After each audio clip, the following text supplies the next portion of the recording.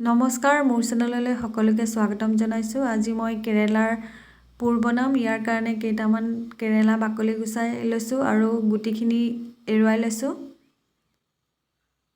অতি সহজে এইখিনি উলিয়াই ল'ব পাৰি। এটা মই এনেকৈ গুটি উলিয়াই ললো আৰু নিমখ অলপ দি এইখিনি 10 মিনিট মানৰ কাৰণে থৈ দিম। এইফালে মই বিলাহী কুটি লৈছো, পিঁয়াজৰ পাত, পিঁয়াজ, ধনিয়া পাত, জলকীয়া, নিমখ আৰু অলপমান মছলা লৈছো। এতিয়া কেৰেলাকিটা ধুই লৈছো। এইকিটা মই আলু বইল কৰি লৈছিলো। ইয়াতে মই বিলাহী, পিঁয়াজ, নিমখ, ধনিয়া পাত গোটেইখিনি দি লৈছো আৰু মিহিকে সানি লৈছো। এতিয়া কেৰেলাৰ ভিতৰত মই আলুখিনি ভৰাই দিম।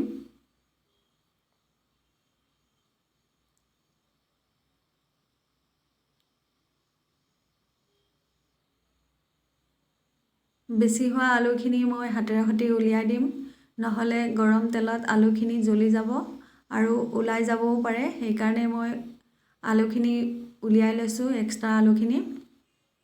এতিয়া এখন কেৰাহীত তেল গৰম কৰিছো। ইয়াতে মই কেৰেলাখিনি দি দিছো।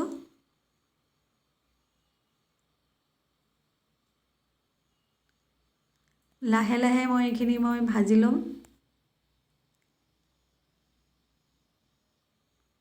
এইটো মই গুলি সূতাৰে সৈতে মেৰিয়াই লৈছিলো, আলুখিনি ওলাই যাব নোৱাৰাকে। এনেকৈ বান্ধি ল'বও পাৰে, নেবান্ধিলেও ওলাই নাযায়। ইয়াৰ পৰা লাহে লাহে লৰাই থাকিব লাগিব।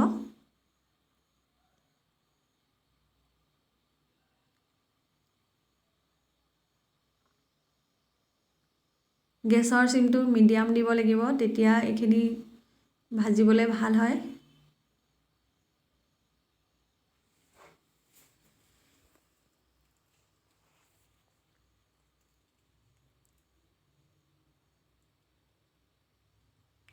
সিজিবৰ কাৰণে মই 2 মিনিটমান ঢাকনা মাৰি থৈ দিম আৰু এইখিনি ধুনীয়াকৈ সিজি গৈছে। এয়া হৈ গ'ল। অতি সুন্দৰ এটা টেষ্টি ৰেচিপি। আপোনালোকেও বনাই খাই চাব আৰু মোৰ চেনেলটো যদি ভাল লাগে লাইক, শ্বেয়াৰ, কমেণ্ট কৰিব আৰু ছাবস্ক্ৰাইব কৰিব।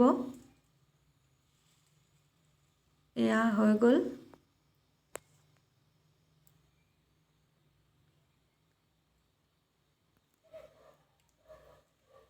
এই ৰেচিপিটো ভাতৰ সৈতে খাবলৈ বহুত ভাল। ভিডিঅ'টো চোৱাৰ কাৰণে বহুত বহুত ধন্যবাদ থাকিলে।